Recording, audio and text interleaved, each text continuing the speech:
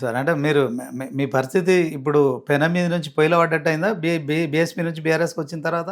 ప్రజలైతే అనుకుంటున్నట్టు ప్రచారం ప్రజలు అట్లా అనుకుంటున్నావు కానీ ప్రజలు వాళ్ళ అవగాహన మారుతుందని అనుకుంటాను. I'm really enjoying my life in BRS.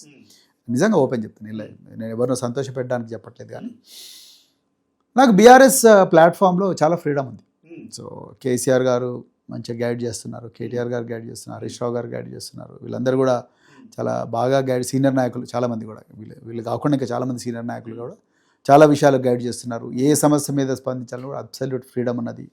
So ఎక్కడ కూడా నాకు ఇబ్బందులు లేవు. తర్వాత మంచి సపోర్ట్ ఉంది, మంచి మార్గదర్శనం ఉంది.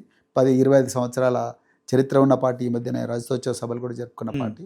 తెలంగాణవాదం, బహుజనవాదం రెండు కలవాలి. గంగా యమున లాగా, కృష్ణా తుంగభద్ర లాగా కలుస్తాయనే నమ్మకం మీకుందా? ఉంది, అందుకొరకే వచ్చిన కదా నేను.